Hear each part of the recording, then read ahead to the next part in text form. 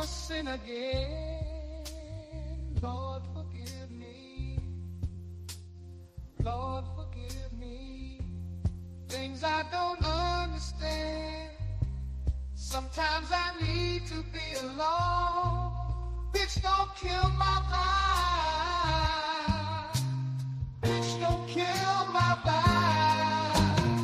I can feel your energy from 2 planets away.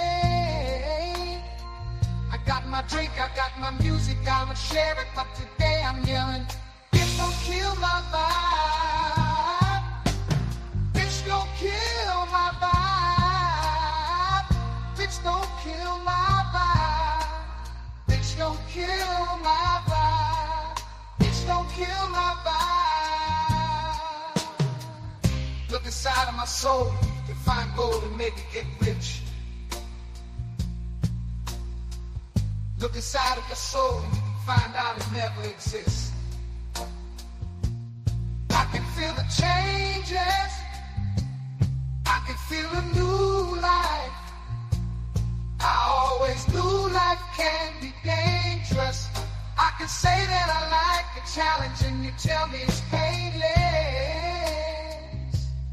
You don't know what pain is.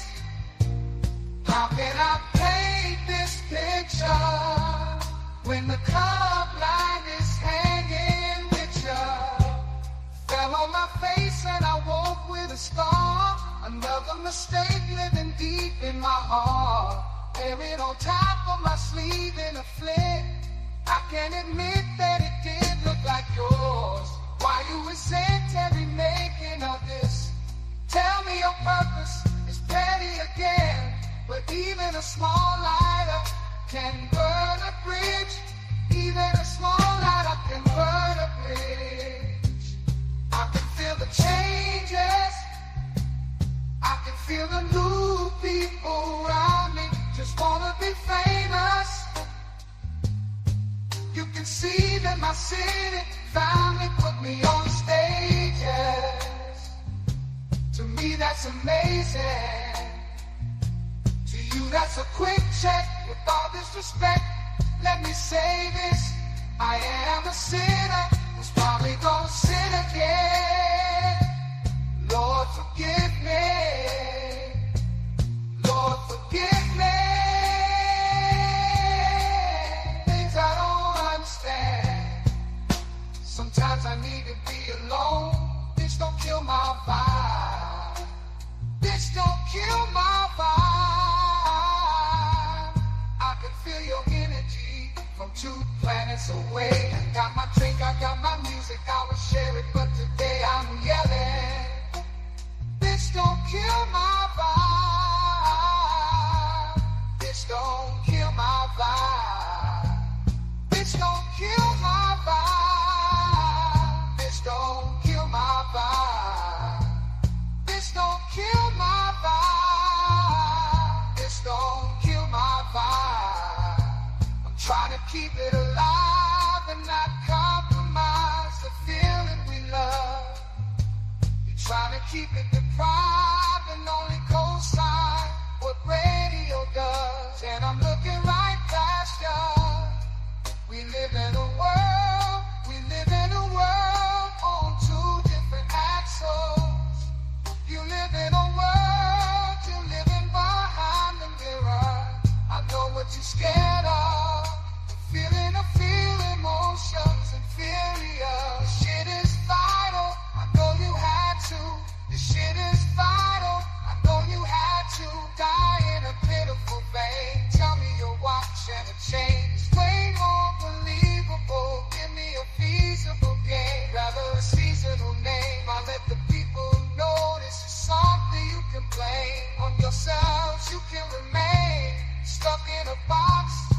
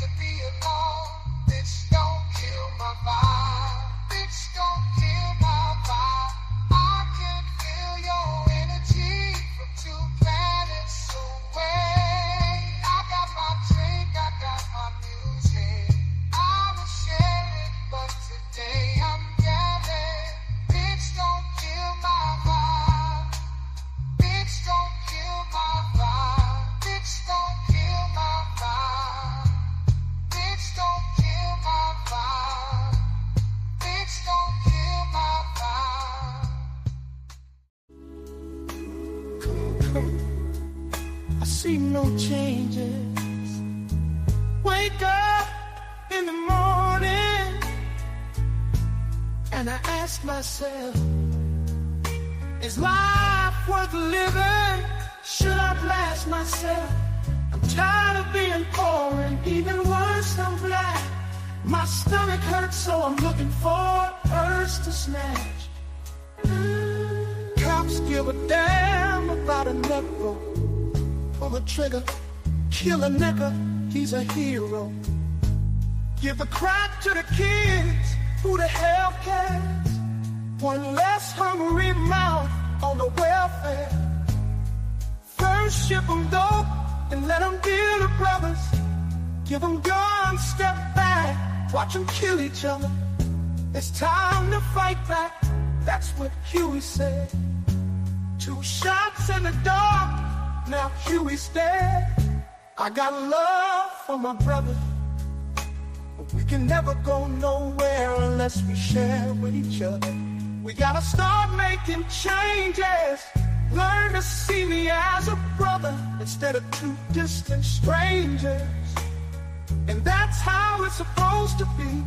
How can the devil take a brother if he's close to me? I'd love to go back to when we played as kids, but things change, and that's the way it is. Come on, that's just the way it is. Changes, things will never be the same. That's just the way it is, the way it is. Oh yeah, yeah. Hear me? Oh my, come on, come on, come on. That's just the way it is, just the way it is, the way it is. Things will never be the same, never be the same. Yeah, yeah, yeah. Oh yeah. And that's just the way it is, way it is. Oh yeah, yeah. I see no changes. All I see is racist faces. Misplaced hate makes disgrace to races. I wonder what it takes to make this one better place. Let's erase the waste, take the evil out the people.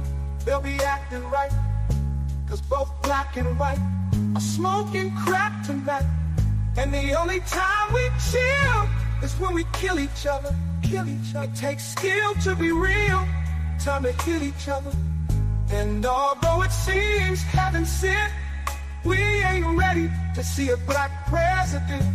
Oh, it ain't a secret, don't conceal the fact. The penitentiary's packed and it's filled with blacks. But some things will never change, never change. Trying to show another way, but you're staying in a dope game. Ooh, now tell me what's some mother to do. Being real don't appeal to the brother in you.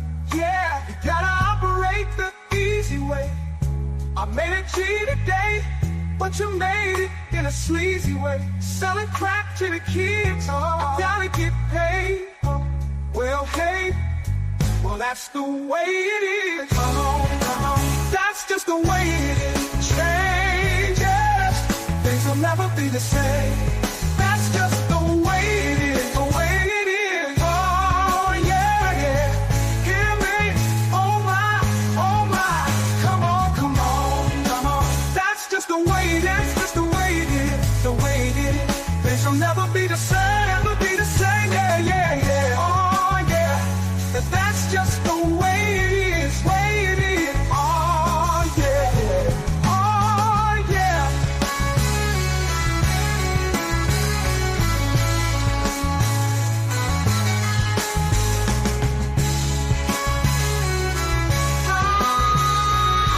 Just the way it is.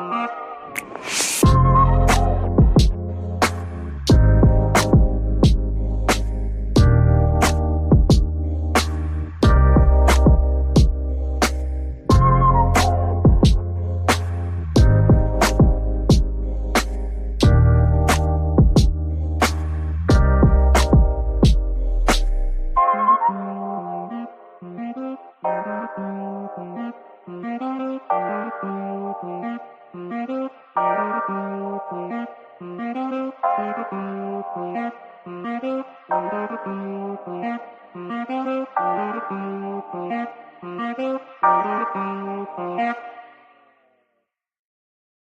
texting, no writing, nobody telling me what to say. This from the brain, from the heart, from the soul, from the streets. I'm a bitch from the streets. I get that money. I get that money. Bitch, give me what you.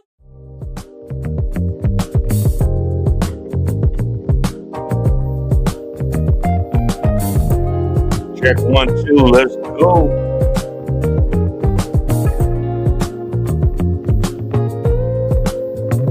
In this moment, yes, I cannot say what's wrong or right.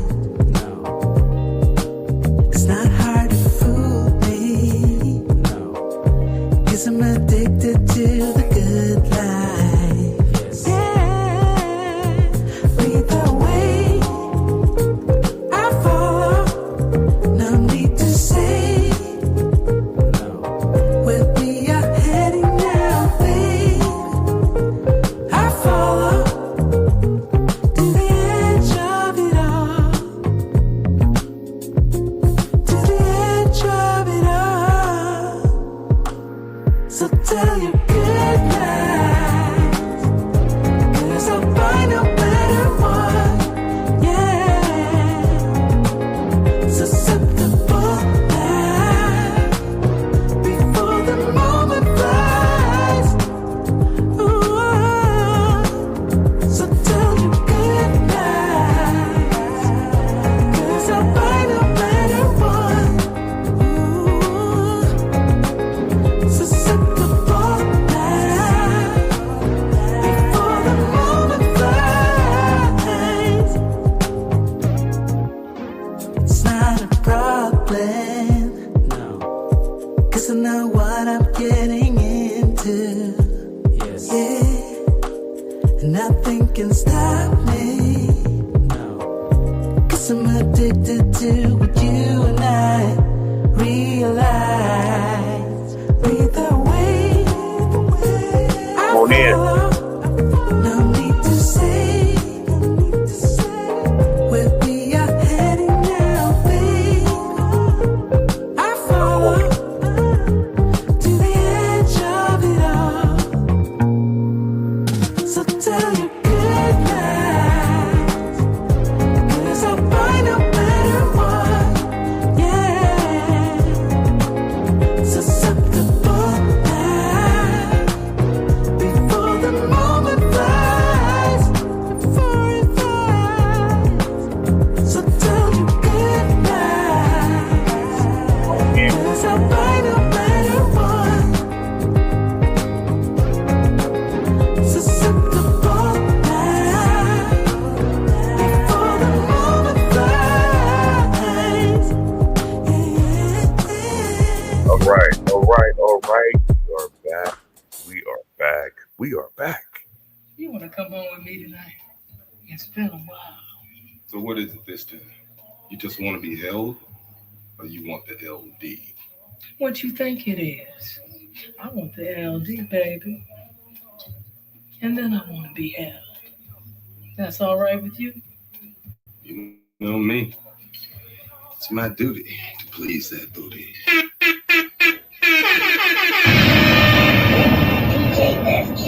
Peace. Peace and blessings to everyone. We have made it to the end of this week. It's been a wild, interesting week. I'm so glad that it is over.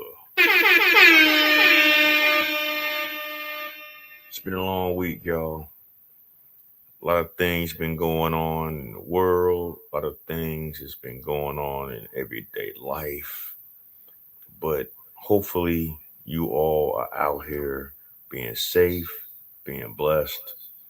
I hope you had a good week, and I hope you are striving to be the best version of yourself. You are here at the Black Bottom Roscast. I'm your host, Ross Lee. Well, we here to bring the real, have grown folks conversations, and have a good time talking about it. Shout out to all my new subscribers. Shout out to all y'all that be tuning into my shorts after my lives that I break down after the show. I like wait like a couple of days after I do my live to post them just to give more content and more in-depth things for those that might miss it. Shout out to all those that's watching in the clouds. We got a light night tonight. I did say I was gonna bring part two of Bill Cooper's documentary, but I had to bring this out. I know a lot of people are gonna be upset with me with some of the things that you're gonna hear tonight. I know you see the thumbnail, I know you saw the title, and I know y'all know what's been happening. You know, the brother Jesse Jackson, passed on to glory a couple weeks ago, and I know they touring him around all over the country instead of just burying this man, trying to make him a martyr. And I got problems with that. Not because of what he tried to do, but what he did put himself involved in for the sake of exposure, for the sake of popularity, and trying to put himself in the place with other people in the black community as far as in history for the fight for freedom. And he might have had good intentions and he might have been a benevolent soul, but some of the things that he did in his life, I don't agree with. And I just have to put that out there. And I'm not going to sit here and phony kick it and try to go along to get along with the masses in saying, oh, Jesse Jackson was a great man.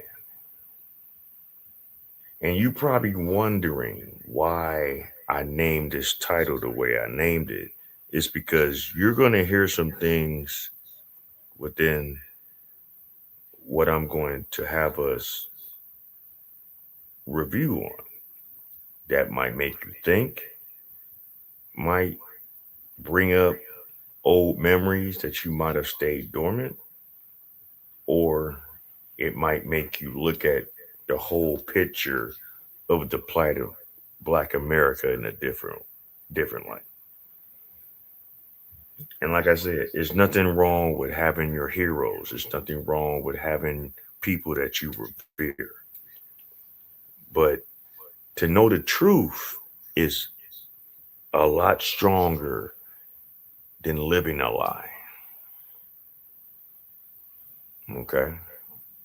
And there's some things that happen with that man, with MLK, and with Steve Coakley that all coincides with each other.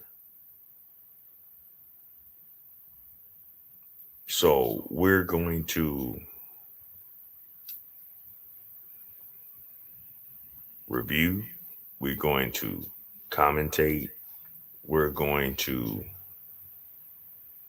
go back in history. Because the one thing that I learned, even in some of the teachings that I learned years ago, a wise person said that the older the book is, or the older the information is, the more truth that you have in it, especially when it first comes out. Okay. Whether it's news, whether it's books, whether it's witnessing things on a physical level, the older the information is, the more truth comes out at that time. But sometimes we let it go over our head. Sometimes we didn't catch the signs. Sometimes we didn't see the variables of it, right? So, what we're going to do right now, we're going to do a reaction to a couple of Steve Coakley lectures back in the day. See, the one thing that I miss, this was before the internet really blew up. This is before social media took off to what it is now. Back in like the 80s, even to the mid 90s, up into the early 2000s, like 2001, 2002, 2003, how we got a lot of information out, it was grassroots. We had to travel. We either had to hold certain lecture sets at undisclosed places, storefronts, if you had the money for it, an assembly hall, things like that. And how a lot of the lecturers would teach the masses. It wouldn't be through social media, it wouldn't be through an internet, it'd be through books, giving you references to different books that they're explaining their case from, and visual effects. So this is something that's been going on for a while, well over 30 years, as far as the visual aspect of it. It's just that the platform that we're on right here and other platforms, they have modernized it. But back in the day, in the regular days, when we had um, VHS cassette tapes and TV screens and projectional screens and things like that, these lecturers had to do it a different way. And it was a little primitive, but they got the job done right. They did what they were set out to do, to give the information, and they did give you references of where you can get this information from. Right? That's how I learned a lot of things back in my younger years when I was in my 20s, over 30 years ago. It's been a long time. Social media and modern technology has definitely progressed since those days. So, what we're going to do, we're going to review some lectures from Steve Coakley about the whole situation of MLK and Jesse Jackson, and Jesse Jackson's alleged involvement in the demise of Martin Luther King. And like I say, I know some people might catch this on the replay. Some might be watching the clouds right now. But I'm going to tell you something. After you listen to this, after you hear this, you might look at what happened with this man and what's going on with him now that he's passed on, and look at him in a different light. And I know some people are going to hate it. Some people are going to look at me crazy. Some people are going to probably unsubscribe. I don't know. You guys tune in when I talk about the chaoticness that goes on in our community. But what I really want you to understand and to learn, where did some aspects of that dysfunction come from? So without further ado, we're going to do and shout out. And what's really interesting about this content creator, because this is like a 12-year-old video, right? And you see the name. I don't know if you see the name of it, but it's Harmony 54 Able. That's who made. Well, that's who actually posted this in particular video for this. This was a lecture that was done in California with Dick Gregory and Steve Coakley, who was a very pronounced, from Chicago, scholar, lecturer, teacher of knowledge of truth. He used to work with Harold Washington when he was the mayor, but he had been around for quite some time. The sad thing is that he's no longer with us.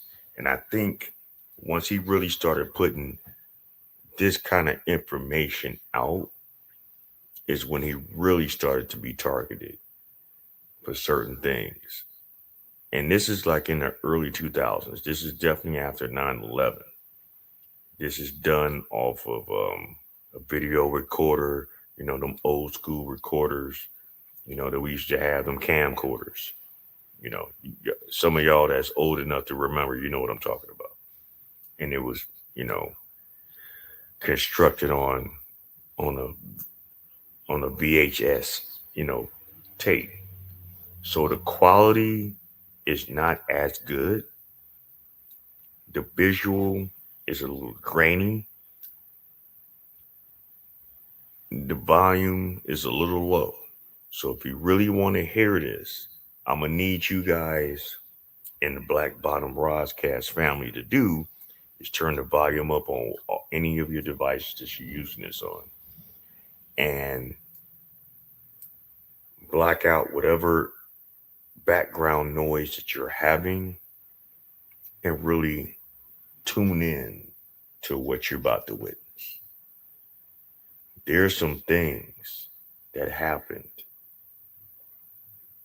leading up to Martin Luther King's assassination that if you didn't know, you're going to know now. And you might have a different mindset of how things really went down during that time in April, which is coming up, of 1968. So without further ado, we're going to bring you Steve Copley. He was the person that Proctor was willing to help, since Proctor is the one who was picked to replace Martin King, but Jesse is the one he trained. If you had spent all this time on putting him in place, and you ain't got nobody else around Martin. Now, Andy was supposed to be shot with Martin, but Andy wasn't on the balcony. He was on the floor, so he didn't get it. Ralph was inside, so he didn't get it. Key point, if you spend all that time, and Martin's about to say you are agent, do you understand that you got to press go on the assassination? Because now Martin is so continuously condemning you, you got wiretaps everywhere. And we know what he said about Jesse in front of everybody, but who knows what he said when it was just him and Ralph?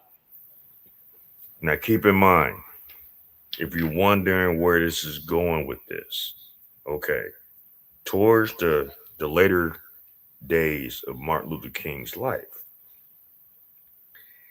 and the weeks and the months leading up before, he knew things was getting real hectic with him because he kind of changed his tone of what he was talking about. Martin Luther King was looking at the whole civil rights movement and saw that it was designed to keep us in a certain mind frame. Shit, I just spilled something. God damn it. Oh, excuse me for a second. I just did a small four pop. But anyway, he saw that the civil rights movement and what he put himself involved in was a scam. Okay. He saw that he put his neck out to a movement that truly he was going to make some changes, but it wasn't going to make the changes that we really needed to have in the black society, right? So he laid out a whole outline as far as who he was going to have as successors for his organization in the event that he would no longer be the figurehead of that organization, which he knew he wasn't going to be the figurehead of that organization because of what would go on behind the scenes. The phone calls that he probably had, the meetings and the run-ins that he had with people in higher power that was kind of like letting them know, like, hey, you're talking about some other things now that we're not really with you doing. See, when he was talking about, nonviolence, when he was talking about, you know, ending segregation and trying to integrate as a people and being there with London, you know, Lyndon Johnson after, Kennedy met his demise, they so-called signed that, civil rights bill and all these other programs was coming about to so-called help our community in the black race. He saw it for what it really was. And then when he got to talking about reparations for black people, when he got to really talking about how housing is supposed to be better, when he was talking about how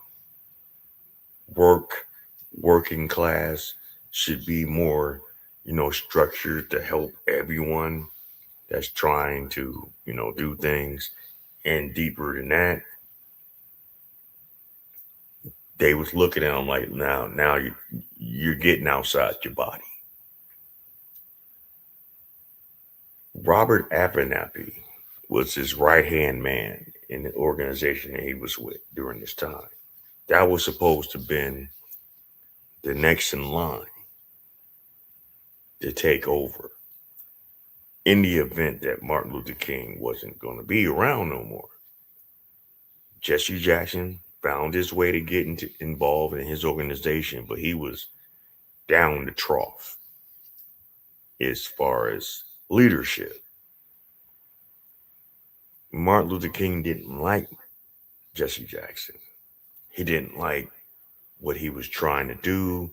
He didn't like what he stood for. I know y'all saying, well, hell, he didn't like Malcolm X. No, he didn't agree with Malcolm X. But a lot of Malcolm X's views, tenements, and philosophies. But he respected Malcolm X for his conviction. Because just like you got the yin, you got the yang. Malcolm and Martin were the yin to each other's yang. They were in talks behind the scenes before before Malcolm met his demise. The powers to be knew this, and they did not want that to happen. We are living in a country, we are living in a historical circle in this country, whereas the black man cannot know truly who he truly is. This country will not allow our communities to prosper the way they need to prosper. I've said this before in past videos when we was talking about, gutter shit, nigger shit, that they'll never give us reparations, one. And two, you're never, as long as we realize what's really going on, it's never going to see true progression in our communities. We might have pockets here and there and there and here, but the powers to be always got to have their hands on it. They will never allow us to be truly independent. Because if we be truly independent as self, we're taken away from their wealth. And they're not going to allow that because of the dynamic of how we all are here in this country. But anyway, How much more severe was his accusations? Such that if you didn't kill Martin, of white limitations don't run out on murder. Okay, let's let this run, and then we're going to go back and look at it again in straight speed. Look at. the few times. Right, look at Jesse. Martin still won't acknowledge him. Usually when he finished his speech, he would come up. Yes, go back. Now I ask you when you look at it, is that Jesus or Judas? Jesus or Judas? One of the few times that I saw him visibly shaking himself. Nobody would touch him. He was caught up in it. But Yes, let it run, let it run. Caught up as he was that night. Now we're on the day of. How he spent the day. Now Jesse done went and told them, look, you better move now. Reteaching that Bible. I'm running out of time. This the Last Supper. Making sure that everybody was focused. I spent the day in court and convinced the judge that we could put together a nonviolent demonstration. When I came back to the motel, he said, "Where have you been? I've been looking for you all day long." He picked up the pillow off the bed and he threw it at me. I was trying to explain to him that I'd been in court, and he said, "Don't you know you're supposed to call me? You need to let me know what's going on." I said, "Look, I was on the stand most of the day." And he was just feeling good. And every time I'd offer an excuse, he'd pick up another one and throw it at me. So after a little while, I just started picking back. And everybody sort of picked up tours, and we had pardon the audio with what he's putting on display as far as to bring more context to what he's doing. You got to keep in mind, this is early 2000s. We're using video cassette tapes. Technology wasn't as good. We didn't have iPhones. Okay. The cell phones that we did have, they were analog. You know, the technology wasn't as pronounced. So if you're having trouble hearing it, please turn your volume up, black out all your background noise, and really tune in and listen to the things that he's saying. So therefore, we can have a better and critical and more analytical analysis to what we got going on. Yo, what's up? What's up, sweetness? I'm out right now, kicking it. Just know when I get home, I'm going to watch. Yeah, definitely. You definitely want to watch this one. This one is going to really give you a different perspective, not only of Jesse Jackson, but the whole thing with Martin Luther King and Steve Coakley, for those that don't really know about Steve Coakley. But shout out for you tuning in right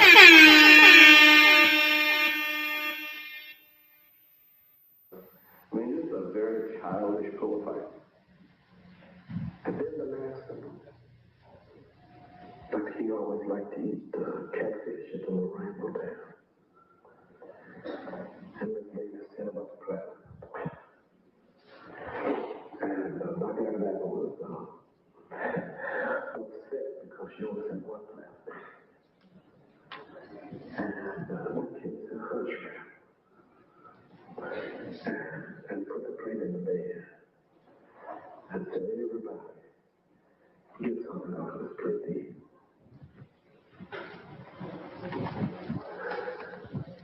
See these men break up trying to tell that story. Dinner was to be served at my home at 6 o'clock. I went to the room. They brought him on the balcony at 3:06. I said, "Oh." He was shot with a 30-06. He said, "Oh, no, I called the house and dinner is not until 6. So we are in no hurry." I said, "Oh, my goodness." But by doing that, it gave me the wonderful privilege of spending the last hour of his life in room 306. He and Ralph Abernathy and myself. Then he and I were on the balcony. Ralph was still inside.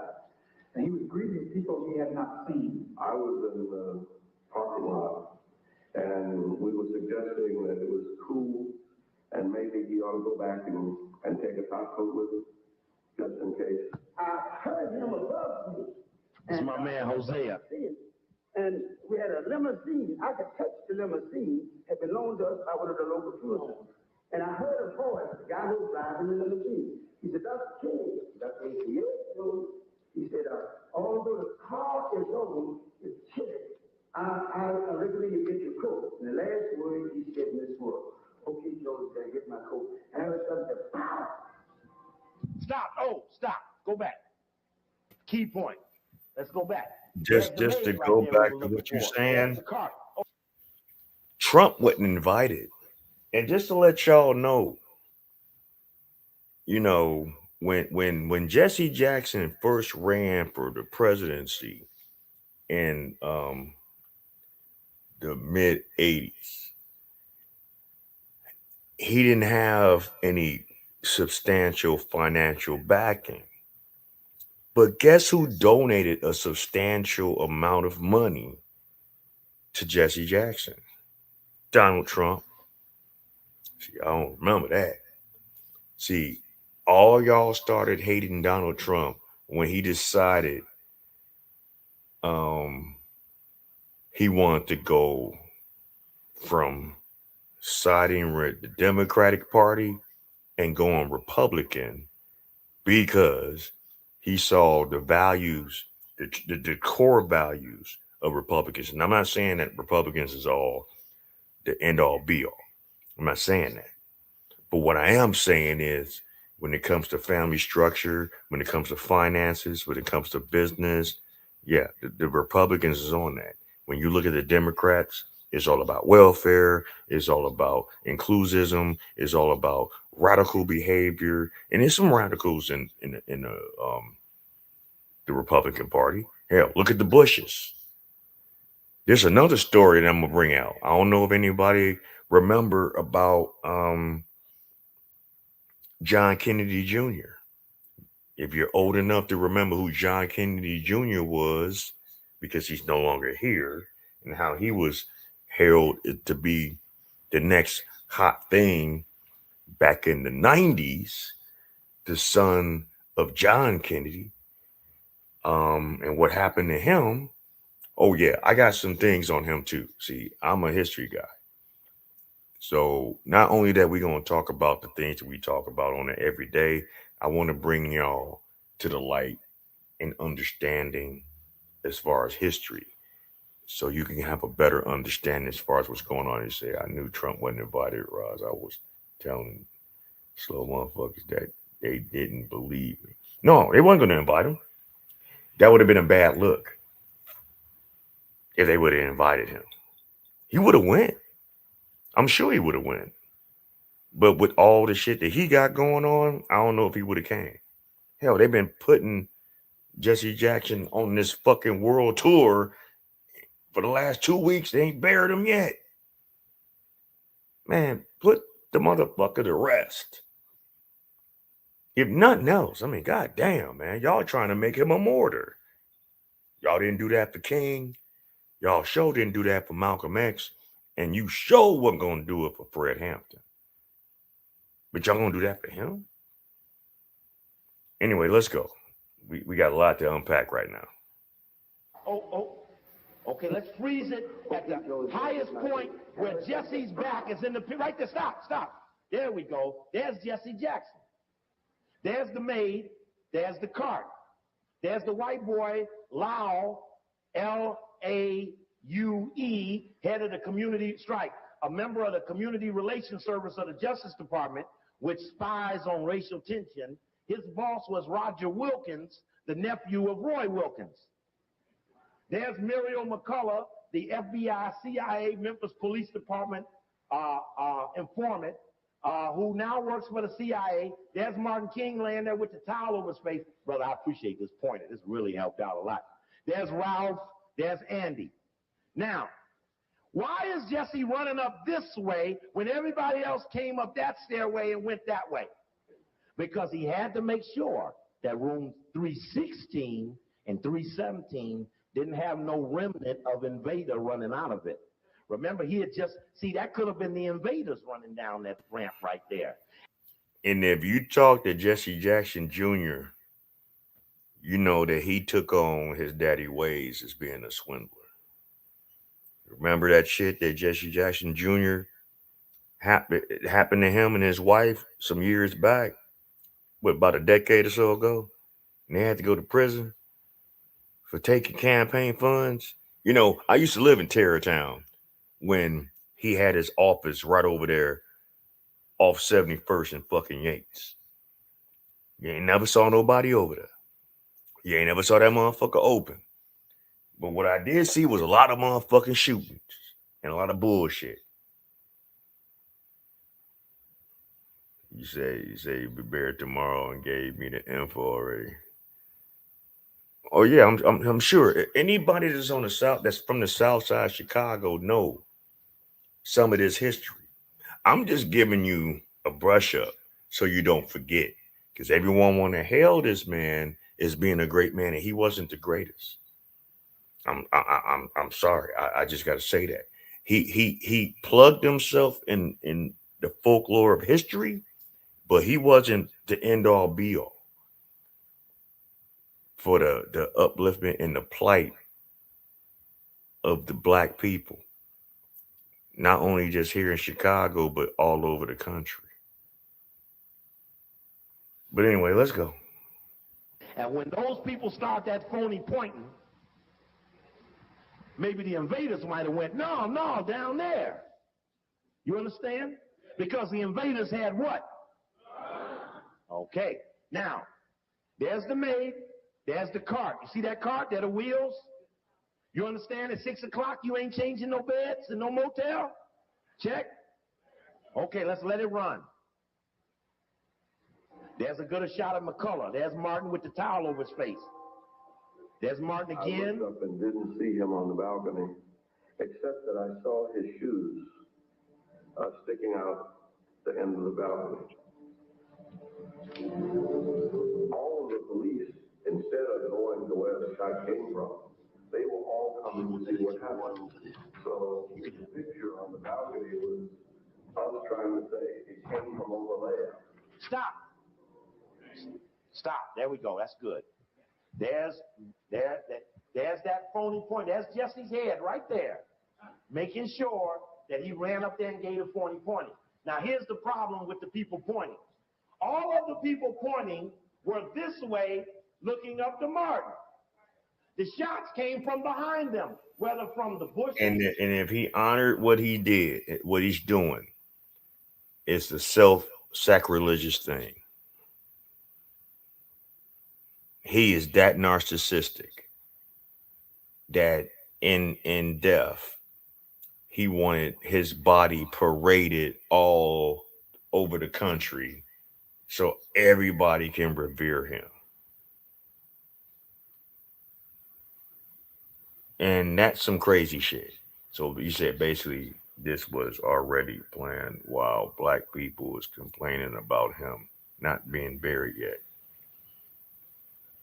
Yeah, I mean it's crazy.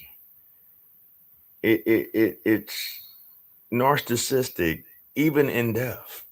That's how vain Jesse Jackson was. Even though yeah he came from shit. Yeah he picked him up from the bootstraps, but at what cost? You're gonna hear some things in tonight's show that's gonna let you know why he was like that, and that I'm not surprised that he's even doing that. But all right, let's go. Or from the rooming house, it was behind them. Not one single person said they turned around and saw somebody, or at the rooming house, those that even saw anybody, Solomon Jones, Earl Caldwell, New York, saw somebody moving in the bushes. Check. So how is it that those with their back turns suddenly become so definitive on something they didn't even see? You understand? It's not logical that they're primary sources for a focus. Okay, we can turn the lights down. It was a script, right? So, and Andy's recanted his false pointing. And covered him from his neck down. Someone had a towel put to it. Blood was just everywhere. I went out in that yard and I started looking. And now listen how mad he was. all the hatred in my life, which was a lot of hatred, came up at me. I wanted to reach into the air and take molecules, protons, electrons, and make me a gun and kill me some white people. I thought it was right. That's my man. They came running close to me. And I just told God is what killed. I want to kill. I'd have died to kill. And I started thinking,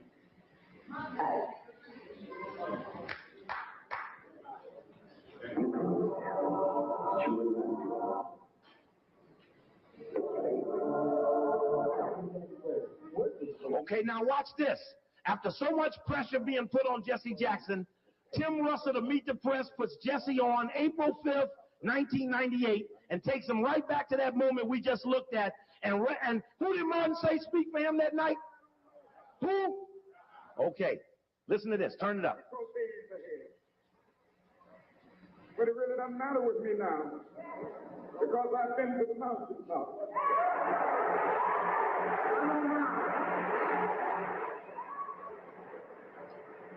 Like anybody, I would like to live a long life. Longevity has its place. But I'm not concerned about that now. I just want to do God's will. And He's allowed me to go up the mountain. And I've looked over. And I've seen the promised land. I may not get there with you, but I want you to know tonight that we as a people will get to the promised land.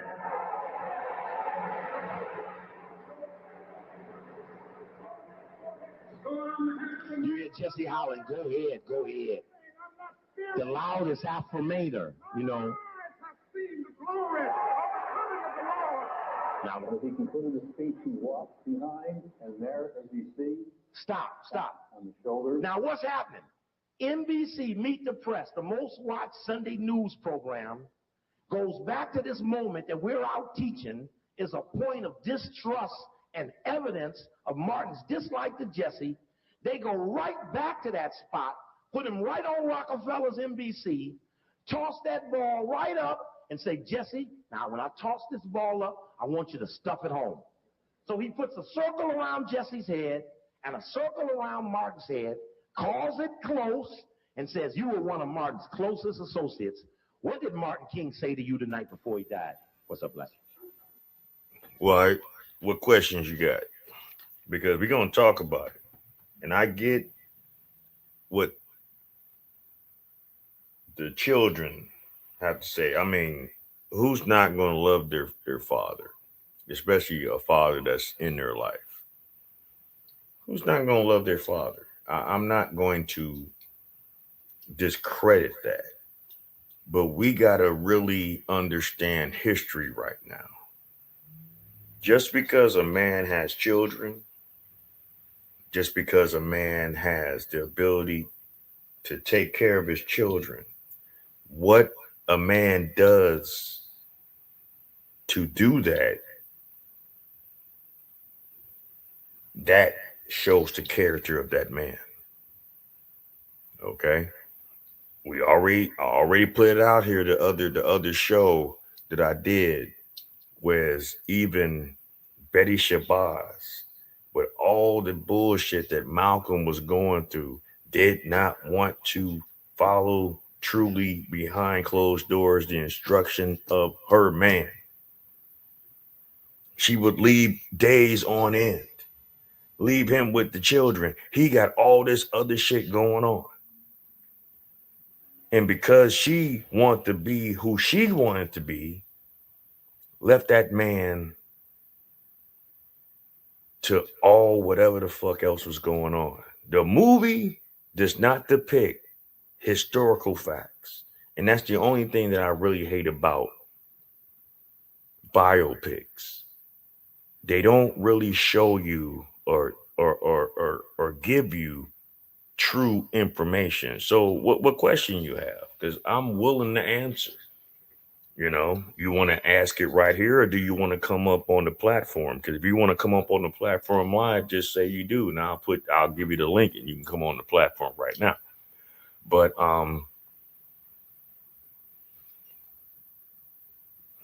But there are a lot of questions that need to be asked. And I know, like I said this earlier in my video, in my live. You're gonna not like the shit that you're gonna hear. You're not gonna like the things that's gonna be said. If you revere this man, and nothing against him, what he tried to do to a certain degree, I have no problems with. But was he fully on board with uplifting our community? Is to be desired. And if he did, a lot of things from the 80s on to the early 2000s into the 2010s wouldn't have happened in our community if he really was on that.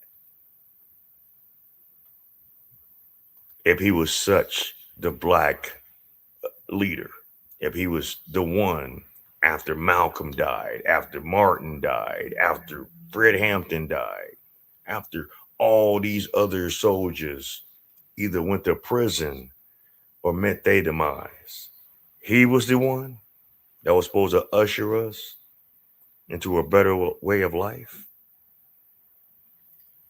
Okay. Talk to me. Let me know. If I'm saying something wrong, let me know. All right, let's go. Lewis Jackson. What did you say to Dr. King at that moment? Did you go? Yeah, back it up and get that sound in there. And Jesse gets to holding his eyes all up funny like in the negotiator. Gets to. I'm happy tonight. I'm not worried about anything. I'm not fearing any man. Mine eyes have seen the glory of the Lord. And as he continued to speak, he walked behind, and there, as we see, tapped on the shoulders by one. And just to give you a little context of this last night, the night before he got shot, he had been doing some other things. He'd been ripping and running that day, the last couple of days. He was exhausted. He was supposed to have been doing something 4 days after the 4th in Memphis, marching, for cause for the unions, to make more money, to get better accommodations for the black union workers out there. That was his main focus of being in Memphis during that time. At first, the government officials did not want them to have this march, right? Because of what happened in March of the same year when he came out there to do something else. And chaos had happened. A black boy got deleted from, somebody that's not black and all this other shit. But they talked him to come back out there for this event. He was tired. This in particular night was a major rainstorm. He was sitting in his hotel room at the Lorraine trying to get some rest for the next day. He didn't want to do this event, even though it was scheduled, but he was just too tired. So he wanted Abernathy, his right-hand man, the one that was originally supposed to have been second in command if something happens to King in his organization, to do that night. But the crowd, they didn't want Abernathy. And he understood it. Jesse Jackson gonna come up and he ain't nowhere in anything in this situation. He's just a part of. He wanted to speak. Abernathy told him, "You can't be. This is not our crowd. They don't want to hear us. They want to hear Martin." So Abernathy called Martin Luther King at the hotel in the middle of a rainstorm, a bad rainstorm. Told him what was going on. Martin was like, "Oh, fuck. Okay." Got himself dressed. and went out here. He spoke for about an hour. This is the last part of that whole speech. He was talking about union stuff. He was talking about other things, pertaining to things that us people should know to help us move further along. But you knew he was exhausted. He was tired. You can look at him. If you look at his mannerisms, if you look at how he was looking, he looked exhausted. When he walked off of the podium, Abernathy had to hold him up because he was getting ready to pass out of exhaustion.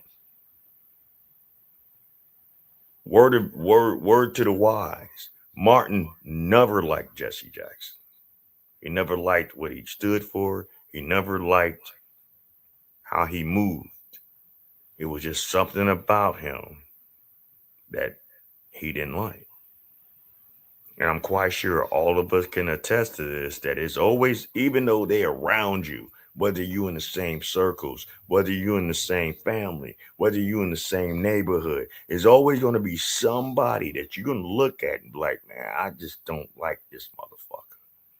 You can't put a finger on it, and you can't prove or say what it is, but you just, something about them, you just ain't feeling.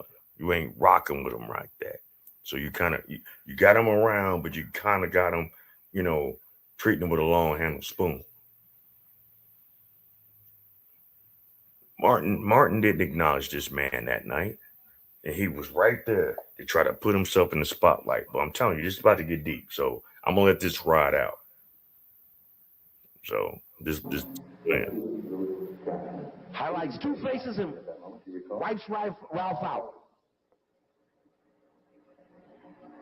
Difficult to express it because I think we were all crying. It's different in that the minister sitting at the right was again the count others. Many people crying. It was kind of different. It was like we realized he was under this burden, like he had released himself. So he tried not to come to church to speak, and he acted as did come to speak. I said, and this was not so we went together. Stop. And the crowd. What did he say?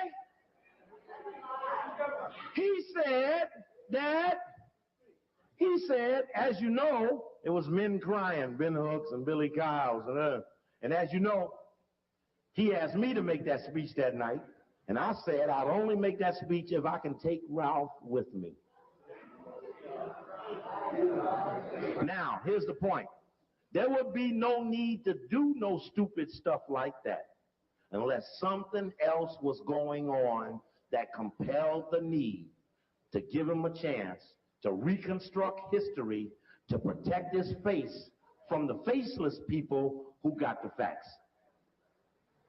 There would be no need to do this. It just wouldn't be a need. Okay, let's go back, let's hear it one more time, and then we'll pull that one out. And Dr. King came. So he got there without notes and gave a very formal. No, you got to go back a little bit. Definitive. And this is the book, The Bureau, that William Sullivan wrote, where he says this Proctor, not Pierce. I think we were all crying. It was different in that the minister sitting at the right, Reverend James Upton, Count Lovers, many were crying. It was kind of different. It was like we realized he was under this burden, like he had released himself. So he tried not to come to church to speak, and he acted as really come to speak. I said, one minute of an Abernathy go with me. So we went together, and the crowd cheered, and Ralph said, get to this thing. Oh, yeah, listen. No, let that go. He says, Ralph says, Jesse, this is Martin Crowd. The church. And called Bernard Lee and Dr. King. And then he says, and I went and called Bernard Lee. Instead of saying, I said, Ralph, if you ain't going to make the speech, don't call Martin, I'll make the speech. He says, Ralph says, this ain't our crowd. And I said, let's call Martin. That was just weeping and wailing. And yet, eerie at the end, because he almost foreshadowed his own demise. Okay, this is what you do. Put it on fast forward. Just let it run. Yeah, just let that run a second. And now this is a key point. How hard have they tried to maintain and protect one of the people that they know was in on the assassination? And in 1977, this is from the book called The Man to See. It's by Evan Thomas, and it's on Edward Bennett Williams, a white man who used to own the Baltimore Orioles.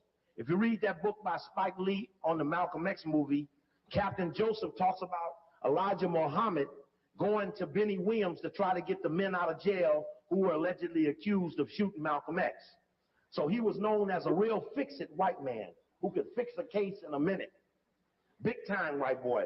Also chaired the president's Foreign Intelligence Advisory Board. It's like the outside intelligence people on the inside of the government. Even at one point rumored to be Deep Throat. That's right, yeah, just let it run. That's Posner. Stop. Let's see as we stop. Let's go back a little bit. Let's show the face of Gerald Posner, the little mop-headed white boy. Right there. Oh, here we go. Turn on. Let's go a little slow. Not there. That's the Mason Temple. Stop right there. That boy right there, Gerald Posner.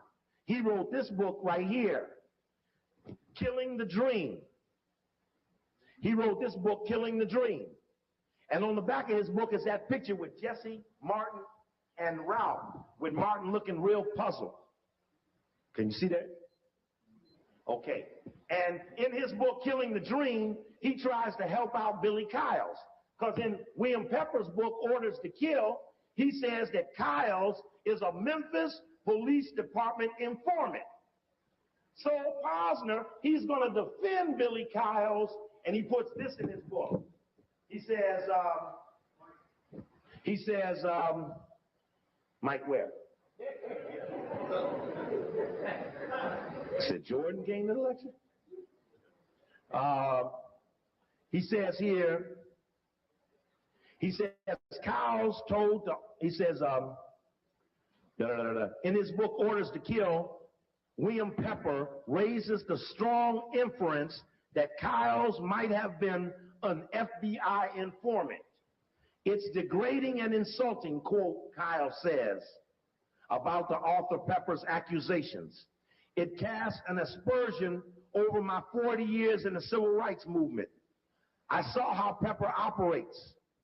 Now, he says that he's appalled that Pepper called him an FBI informant. Check. But what did I say Pepper called him? An FBI informant? No, I said that Pepper accused him in this book, Orders to Kill. See, you got to listen to them somatically. See, they're going to deny something, but they ain't going to deny what they were accused of. In Orders to Kill, this book, William Pepper says that Kiled, he talks to the police chief, Sam Evans, who was running things then. He said, Kiled was one of my informants. Billy Kiled was an informant. Billy Kiled is the one that told the police that Martin King don't need no protection that day. Okay? Billy Kiled is the one that made sure Martin King had his tie on. It was the briefing at 4:30 after Ray was checking in at 4 o'clock that said that friendlies will not be wearing ties, coding the people who are on the government side in the assassination scenario would not be wearing a tie. One guy that night was in an argument with Martin King because he was just insisting that he was not going to wear a tie to go to dinner. Who was that? Jesse Jackson. So much so. So look at that picture again. Look at my thumbnail again. Out of everyone that was in that picture, who had on a tie and who didn't have a tie? And Jesse had to live with that. But Jesse was ambitious. Jesse wanted, he came from nothing. I mean, like nothing. Y'all done heard the story about Jesse being found on the doorstep and all this, allegedly. I don't know how true that is, but I mean, you get what I'm saying. And brought himself up to where he had become. Great speaker, very articulate, But was he really for the people? What has he really done to help us? You got to ask yourself that question. I know what he's done to help him and his, but what has he really done in society, in our community to help us? And I know some people gonna just be pissed behind this video. Y'all might even want to say this is slander. How dare you do this at this time? It's just come about. Everything comes full circle. You know, everything comes full circle. So, with that being said, it's not my fault that it's like this, but we're going to talk about this because this is what's happening. And I'm not saying don't mourn the man. I'm not saying don't give him whatever accolades that y'all feel y'all want to give him. But let's call a spade and let's speak truth.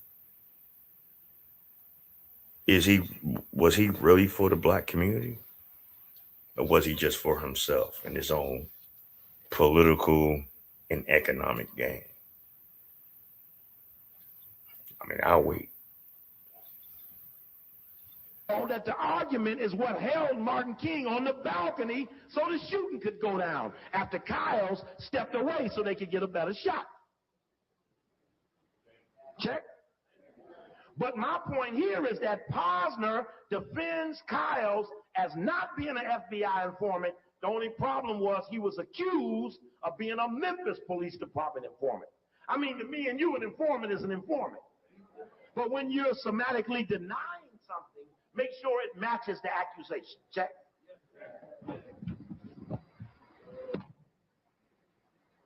Let's see. Yeah, there we go. Now, I said we just wanted to show Posner. Okay, you can let it fast forward. Okay, now, very important point. You can turn the lights up a second, because it'll take me a minute for that to get to the spot I need. In 1977, this is from that book, A Man to See, on Edward Bennett Williams. And this is Edward Bennett Williams says that Jesse Jackson came to see him because he thought he was in trouble with the U.S. government for misappropriating $1 million of the Push XL money. Page, for the record, page 464. When the establishment turned on Jackson, he came to Williams. In 1977, Senator Hubert Humphrey had seen a piece on 60 Minutes describing Jackson's attempts to motivate inner city youth to get an education. Humphrey urged HEW Secretary Joe Califano. Now that's important that he was head of HEW. Now, I got a question with that. Why would he try to encourage inner city youth to get an education? Where are their parents at? Where the daddy at? Where the mom at? Oh, yeah, I forgot. You know, that was during the real stages of breaking up the black family structure. You know, that was the stages when these women were having these babies by these men, and they wasn't marrying these men. They were siding with Big Daddy government to get housing, to get food stamps, to get, monies, all these things. Y'all did all that. But where is the structure? Why wasn't those women, even if they was doing that, standing on their kids' necks, not literally, but figuratively, to get an education? Why does he have to be the one to tell our community to get an education? You know, we've been educated in our community for quite a long time, even when we wasn't even allowed to read. You know, we have mad scholars throughout history in our culture here in this country. So why is he the one that has to advocate for our inner city youth to get educated when they should have already had that kind of mindset from the household, because the household was falling apart, especially the youth. I mean, the old heads, they already was established, but the younger people, especially in the late in the mid and late 70s, yeah, they was starting to pull away from each other. But y'all having children with each other, having a good old tizzy tour time, and all that other shit. Anyway, but let's go. Because Joe Califano worked for the U.S. Army at the time Martin King was assassinated. So he was he was the legal advisor to the Secretary of the U.S. Army, and the Secretary of the U.S. Army was Cyrus Vance. His military attaché was Al Haig, and his legal counsel was Joe Califano. Not one single book on any King assassination or Kennedy assassination appropriately brings up the role of Vance, Haig, and Califano. So now Califano is on the inside, having been an assassin. Now he's going to help Jesse Jackson, having been an assassin. And Jesse Jackson goes to Califano. It says Jackson gratefully asked Califano for $25,000 grant. Califano told him he needed, quote, $1 million. Now, how many white people you ever met? You asked them for a quarter and they gave you $100. You ever met a white person do that? So it's strange. Jesse would walk into the government, ask for a $25,000 grant. Califano told him he needed $1 million, and then proceeded to give the black leader $6 million. It wasn't no accident. That was purposely did. That was to make sure that Jesse was in the pockets of the powers to be. So now, since I've given you this money, you're going to do what the fuck I tell you to do. See, there's a difference when history, like, remember when the Blackstones got government grants and what happened because they didn't know how to handle the money? They didn't go further in history and as far as being a martyr. Hell, Jeff Fort is sitting in prison now, and we don't even know if he's still alive or not. We don't know the grants that the vice lords got, and we know the outcome when they fucked off that money and what happened to them, right? But Jesse Jackson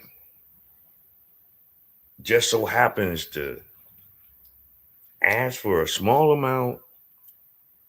This man offers him $1 million, but then turns around and gives him $6 million. But wait, there's more. Of the $6 million, he misappropriated $1 million. Now the feds got him for misappropriation of funds. He's $1 million missing. Reagan becomes the president. Jesse gets scared. He asks Edward Bennett Williams to talk to Reagan to cut him a deal on the $1 million. Edward Bennett Williams says, when the federal auditors asked to look at Jackson's books early in the Reagan administration, they found chaos. Jackson's organization, Push XL, see, you saw that other thing said Rainbow Coalition. When Push had to pay back the money, he left the leaned organization, L-I-E-N, lean, like lean on your debt.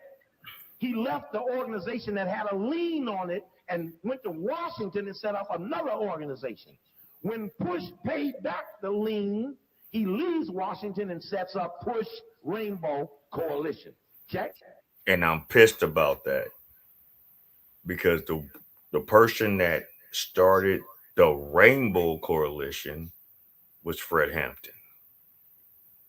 who was the leader of the Chicago chapter of the Black Panther Party that met his demise years prior to this situation.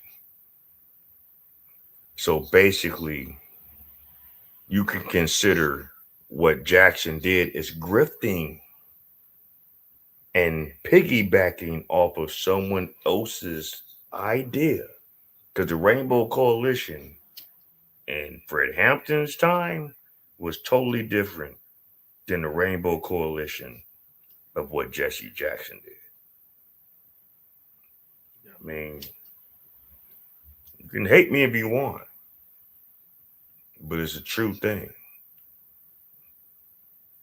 That's what Jackson did. Yeah, he put a lien on the push, Operation Push, because it was just Operation Push. But then when he did that, he changed it to Operation Push Rainbow Coalition. Made it a totally different thing. That's just like if you have an organization or a business and it goes left.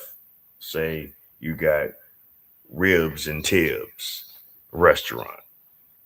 That shit ain't hitting the way it needs to hit. So you get an outsider to give you some money to keep your business going, but you put a lien on the other business to kill that debt.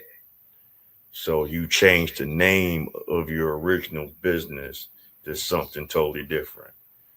Tiffany Hender, Good Burger, Mongo Burger, bullshit like that. Bitch watch too much TV.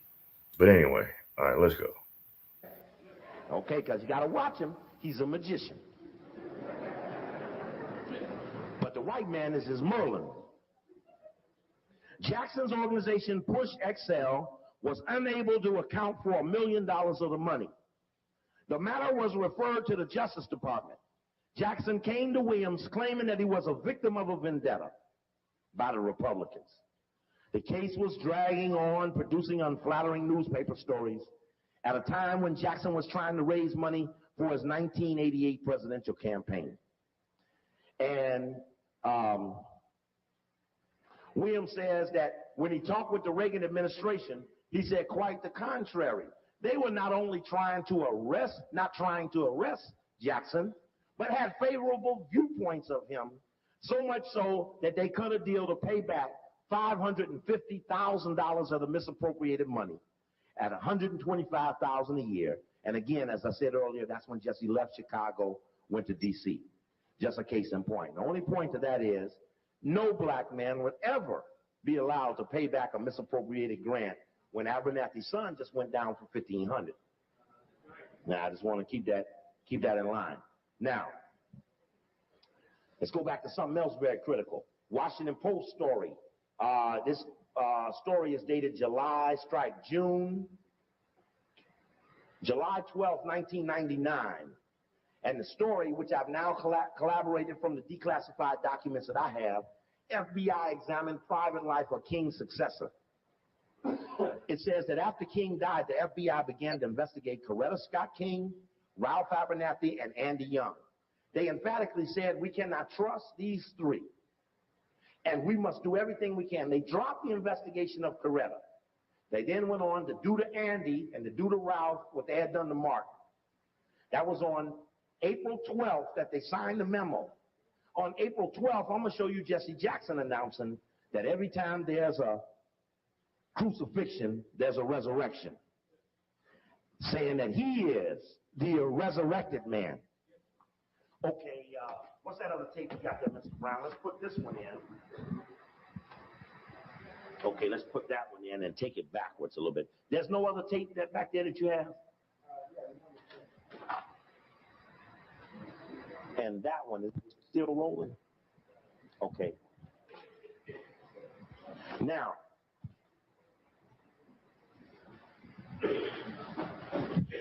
Jesse's a strong proponent of the no Raul theory. And again, I showed you when I was here last. We were totally dependent on Dr. Yeah, turn the lights down. Now run it backwards. Run it backwards. That's Jackie saying that when the assassination went down, Jesse called her. And Jesse said, Jackie, Martin's dead. You're going to hear about it, but Martin's dead. And Jackie, she says, well, what are we going to do now, Jesse? She didn't say, how's Coretta? She didn't say, how's everybody else? She didn't say, is anybody hurt? She said, Jesse, what are we going to do now? Something you want to tell me? Okay, gotcha. Okay, and in this picture, now, yeah, this is Jesse announcing he's available for leadership. But just keep going back because I want to put this in context. Oh, there's the white man, Don Rose. He's very important because Don Rose, the white man, just stop it. Freeze. Oh, right there. Hold him up against the wall. Don Rose, great. His name, you all don't know him. I'm from Chicago. Don Rose is the white man that you see when you black to get the white media to report on you. You don't go call NBC. You don't call CBS. You call Don Rose, and he gets the media. When I was attacked and fired out of the mayor's office in Chicago, it was Don Rose who coordinated the white media's attack on me, which came May 1st, the Illuminati birthday, 1988. Don Rose is the man that Jesse Jackson left town to meet up, who put him on the Today Show the next morning after Martin was killed to start the discussion that Jesse is the heir apparent to Martin King. And you'll hear him say, I told Jesse, and we reinforced each other, that Jesse was the likely choice. Well, excuse me, Mr. White Man. Are you in the SCLC? And doesn't it seem odd, Mr. White Man, that outside of the FBI, you're the only other white man that feels it's your job to pick the black man to run the black organization? See, it takes a lot of arrogance for me to stand here and say who's going to be head of the next ADL. Lieutenants of Satan. That would be like, well, you ain't even in the group. You can't even vote them in. But everybody don't know Don Rose. He's another one of those white people in the Jewish religion that got their fingerprints on the King assassination. And you don't know him. There used to be something in Chicago called Triple C. And Don Rose was the front man behind Al Raby, who was one of Martin King's associates, one of Harold Washington's associates, who died writing the resolution for the Black Jewish Coalition condemning Steve Coakley on November 25th, 1989. Al Raby dies laying on the resolution condemning me. Whatever there was struck his ass dead with a heart attack at 155 pounds, 5'9". Okay, now let's keep going backwards. Let's just keep going backwards because I'm going to show you Jesse in the courtyard. Now remember, we saw the people falsely pointing. For the record, in this picture is the man Raul, who's picked out of a lineup by a white woman named Grable, and Raul was standing next to Lee Harvey Oswald, who's standing next to Clay Shaw. Point being that the people who killed in the Kennedy came around for the king. Okay? Same squad. Notice Jesse, what is he? Does he have a tie on? Now remember we heard, stop right there. That's Calvin Moore. Oh, stop right there. Look at Jesse, no tie on. That ain't important yet. That's Ben Branch. Jesse wouldn't wear a tie that night. The briefing to the military men is friendlies will not be wearing ties. Ralph had on a tie. Martin was made to put his tie on. But Jesse emphatically wasn't going to wear no tie. And when we look at the people in the courtyard, notice who ain't wearing ties and who is. If you get the King video #1, you'll see the people without the ties ducking when the camera comes. For the things you're seeing us do now, that's in King Assassination #2 in the video. The only audio back there is a tape called King Assassination 99 or Jackson's role in the King Assassination. They're both the same tape. Okay, keep going backwards a little bit. Now, Jackson's in the courtyard at that moment, but all the staff is at the hospital. Jackson told everybody don't talk to the press. As soon as everybody left, he started talking to the press. Notice the shooting was in the light, and now everybody's gone. It's in the dark. Very important. Okay, let's hear Andy starting right here. A jar and started scraping up the blood and said, and crying. It was Martin's precious blood. This blood was shed for us. It was, it was weird. The people freaked out and did strange things.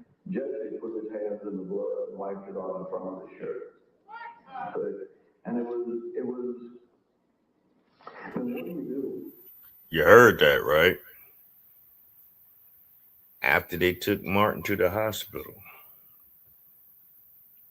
and all the staff and everyone else in the organization went to the hospital with him, Abernathy, everyone else. Jesse stayed behind and went to the spot where Martin got shot, took his palms on the bloodstained balcony and wiped it on his body.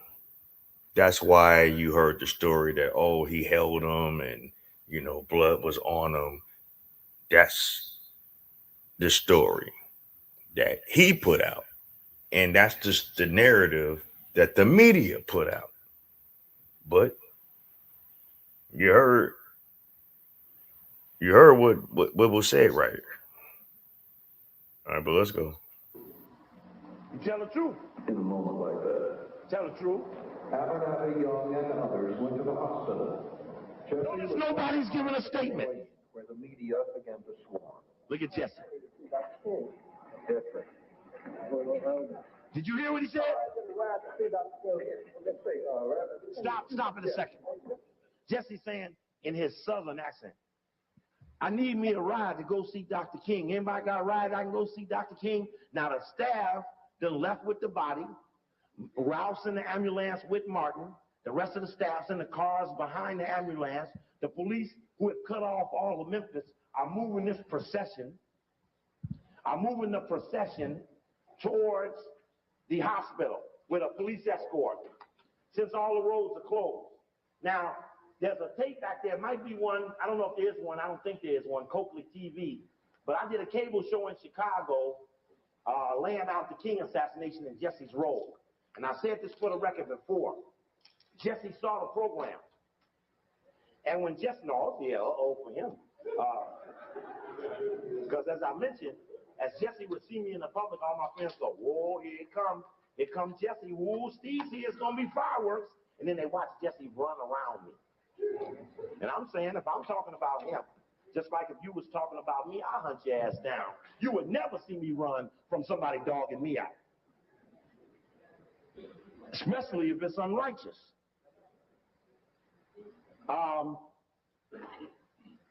Jesse's asking for someone to take him to see Dr. King. Now, he could have rolled with the rest of the staff, but he didn't ride with the rest of the staff because it wasn't but two phones coming through the switchboard and out, and the one payphone. Jesse runs to the one payphone, calls his wife, then calls Coretta. So can't nobody get to the phone because Jesse on it.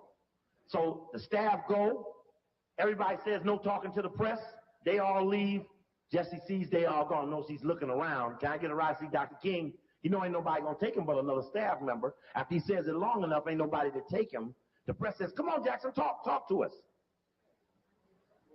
Go. When you tell me just what happened so we can just dispel the information. Jesse always senses the moment. And it was the script. An epical moment. And he was there. The black people's leader, our movement, the work of the 400-500-year leader, has been taken from us by hatred and bigotry. Even as I stand at the power, I cannot even allow hate to enter my heart at this time, for it was sickness, not meanness, that killed me. Stop. Now let's take that comment. It was sickness, not meanness, that killed him. Versus Hosea saying, I was so mad I could take protons, neutrons, and kill me some white folk. But immediately, like Bevel, Jackson then forgave people he don't even know who they are. See, it's something you give an absolution and ain't even nobody in the confession box. You might as well forgive Casper the Ghost. But he's already forgiven. Don't worry. Don't mess with him. Because it ain't nothing. It was meanness, hatred, or some old bullshit. You know what I mean? Okay, I'm sorry, but listen. father crying, hollering, oh God. And I immediately started running upstairs to where he was, and I caught his head, and I feel his head, and I asked him, I said, Dr. King, do you hear me? Dr. King, do you hear me? Stop. And Jackson gets up there, now that everybody's gone, and begins to say, I was the last person to talk to Dr. King. And I held him in my arms, and I said, Dr. King, can you hear me? Dr. King, can you hear me? And he never touched him. He never touched him. See, he used that statement to say that's how he got the blood on his shirt. But Andy just told you how he got the blood on his shirt. What did he do? He did this. He did this.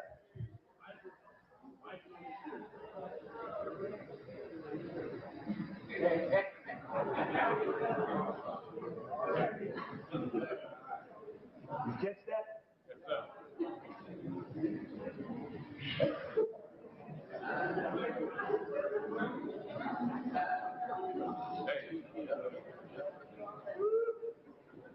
Jesus or Judas?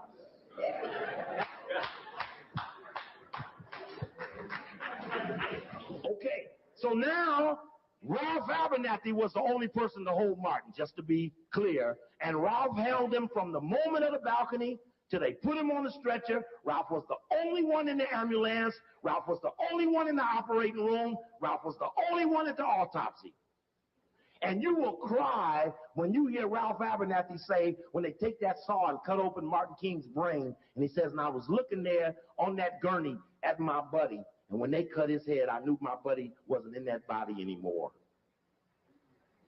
And on that last speech, Martin King, before he makes that, I've been to the seen the glory to come in the Lord, he turns to Ralph Abernathy and he tells the audience, I want you to know something here tonight, that my best buddy in the whole wide world is Ralph Abernathy.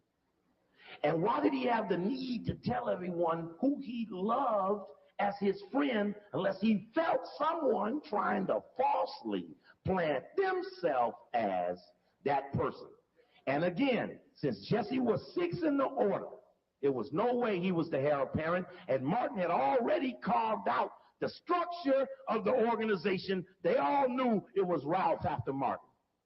Al Sampson could come up here and tell you how many times Martin ingrained. No, don't do it. Let's go here, because we're running out of time, and I'd rather have you see this than hear me. to hold his head. By that time, Dr. While the rest of King's aides huddled through the night at the motel, Jackson rushed back to Chicago, where rage was already sweeping the city. Stop. The cable show I do in Chicago. I'm straight up down, seeing all over Chicago. Jesse watches the show. But in the show, I mentioned Al Sharpton inspired me. Jackson calls Sharpton and accuses him of inspiring me to attack Jackson. Sharpton says, well, what did Coakley say? And Jesse gave him every detail. Sharpton said, and I wrote it down. He said, and then I went to see Reverend Claude I'm going to say Claude Wyatt. He said, I went to see Wyatt T. Walker, who was SCLC's field director at that time. And when he told Wyatt T. Walker what I said, Wyatt T. Walker said, protect Coakley. Don't let nobody mess with him. And tell Coakley that if Jackson ever attacks him or harasses him about that analysis, just ask Jesse to tell Coakley how he got out of Memphis on the night of the assassination, since the planes, the boats, the trains, the buses, and the cars were all cut off. You heard that, right? When that shit happened in Memphis, all forms of transportation got shut the fuck off because they wanted to insulate the town so they can do their investigation to find out who shot this man because of his status at that time. And we're talking about Martin. How did Jesse get out of Memphis that night and fly to Chicago? Let's find out. I mentioned that to Dick Gregory right before he came here a couple of weeks ago.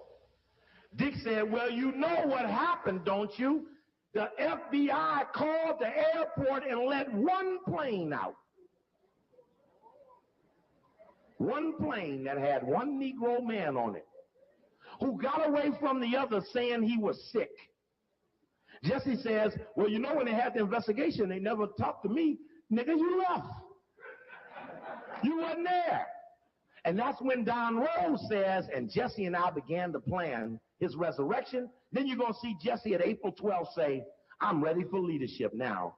And only 4 days after that, the FBI set up the plan to attack Ralph Abernathy and Andy Young and Coretta Scott King, with no plan whatsoever to attack Jackson, who's far faster, whose future was far higher than those donkeys and those mules. That thoroughbred would have been the one to stop unless he was yours. Okay, let's go.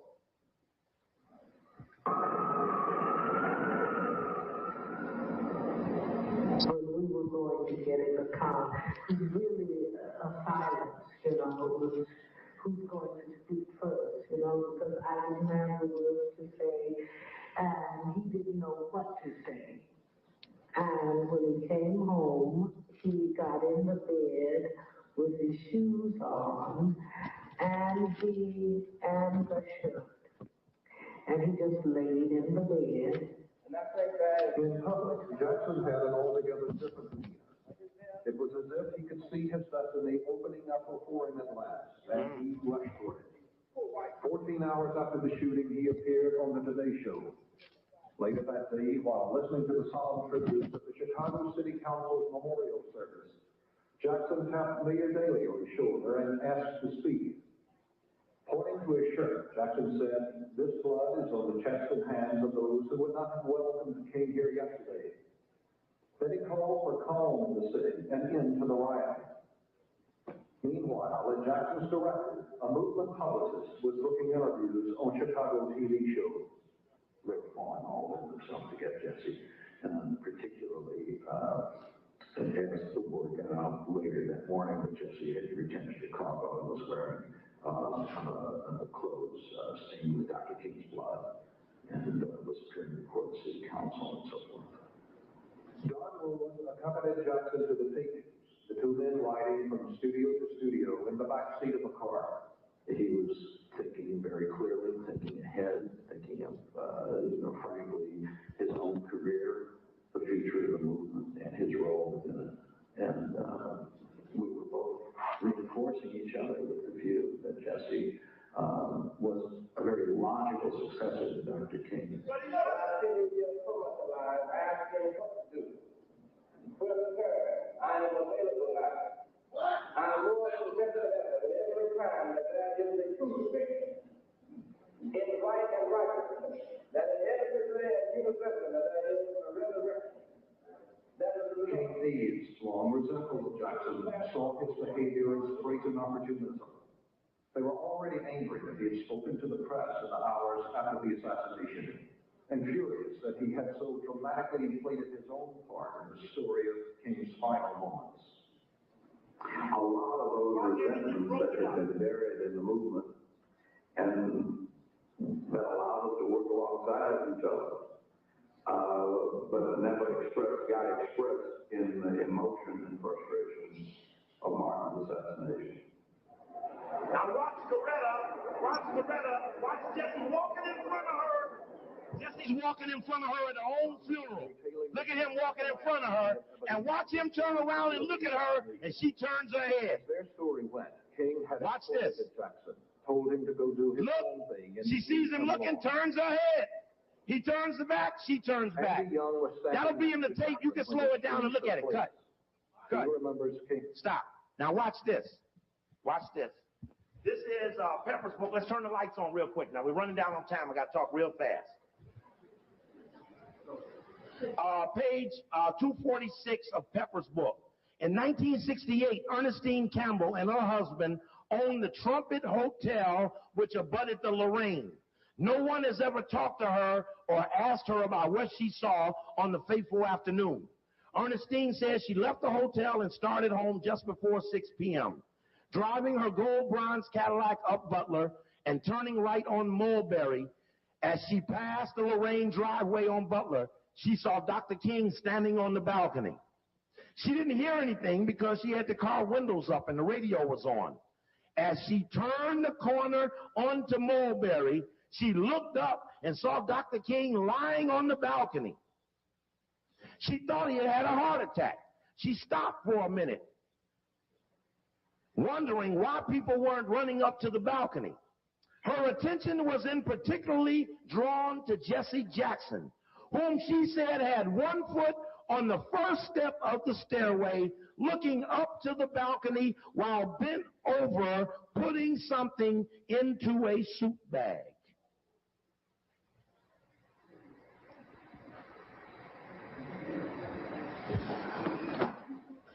Then Don Rose, the white man that you just saw, when I started following that theme, I then found in the book Jesse by Michael Frady, Don Rose, the white boy you just saw, he said Rose arranged appearances on 2 or 3 local programs, and the next day, the two of them rode from station to station, sitting in the back seat of this car they had available to him with the driver. Jackson was attired in a dashiki, recalls Rose, although his blood-smeared sweater, quote, I think he also had it with him. He had some kind of tote bag, and he just wouldn't let it go. Now, he's noticing Jesse's up in Chicago, and he's got a bag, and he won't let it go. And we got the woman. Oh, that's a funny way to put it, huh? Says, if you want to sell tapes, you better stop now.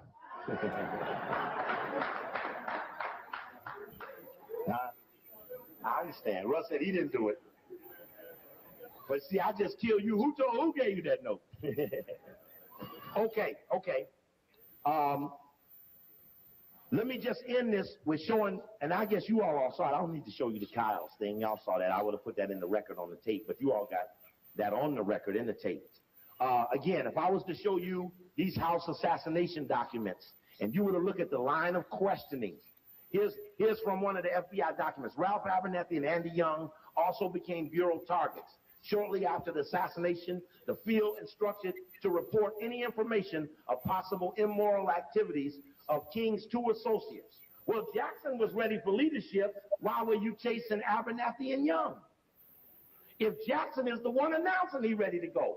May 24th, 1968, New York Times. They tout him as the next great black leader for all of America. And as Barbara Reynolds made a note, that then led the way for over 1,115 articles touting Jesse Jackson as the next leader for black America. Now again, never in the history of the white man have they ever treated a black man with such exalting nature. Never. There's never been such a person.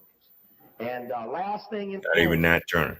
On the question of Proctor and not Pierce, and I'm not even Huey P. Newton.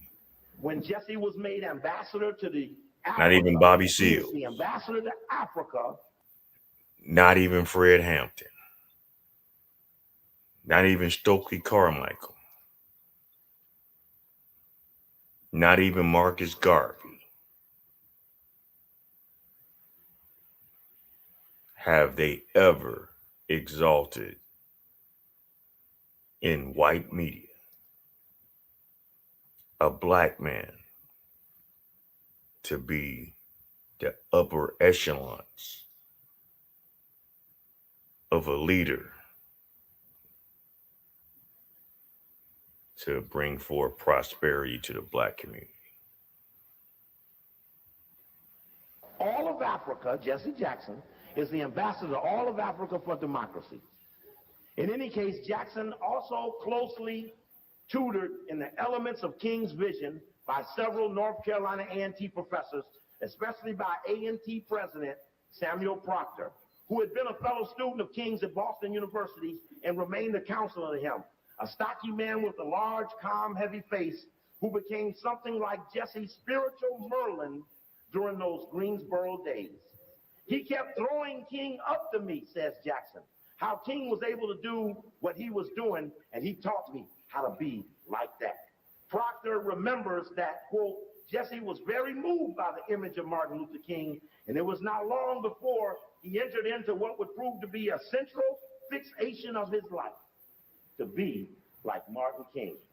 But please, Jesse, you didn't have to kill him. It's much deeper than a simple word. You didn't have to kill him to make it so. All right. In the sense that Man, that's powerful right there. If you didn't catch it all, if you didn't see it all, then go back to it. Play it on the replay. I highly suggest that you do that. It's a lot to impact right there. You know, I'm not gonna go any further. I think I went as far right now that I'm gonna do with it. Excuse me. This fucking weather's been crazy. It's been up and down and around, and all other kind of shit.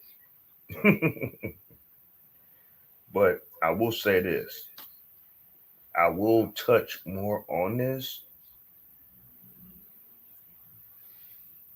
God rest Steve Coakley's soul. He was the one that really started blowing the whistle on this. He's no longer with us. He was saying a lot of things that was detrimental to this man's career, that the powers to be that had him in their coattail didn't want him to keep talking about. So shortly, some years later, he got sick and he passed on to the spiritual realm. Excuse me. Which is tragic because he was a good oracle. He was a very good voice. He was behind the scenes of a lot of things that was going on that a lot of us don't know about. But the good thing about being here at the Black Bottom Roscast, I got some of that information. So we're gonna expand on that later down the road. You'll see it in an upcoming video. I'm not gonna tell you when I'm gonna get back on that. I just want to put that on your spirit, especially right now, since they want to parade this man's body like, he's a rock star and he's no longer here. And this is unprecedented. I have never seen anything like this for anybody in the black culture to be paraded around the country like this. I've seen white people, have that happen, but not the brothers. Anyway, with that being said, I'm gonna wrap it up a little early tonight. I hope everyone's been blessed. I hope y'all got something out of this live stream. I hope everyone is being good. I hope everyone has a great remainder of this weekend. I hope you be safe. I hope you get knowledge. I hope you get strength. And I want you to live as long as you want and never want as long as you live. And with that being said, this is the Black Bottom Roscast. Until next time, we are gone.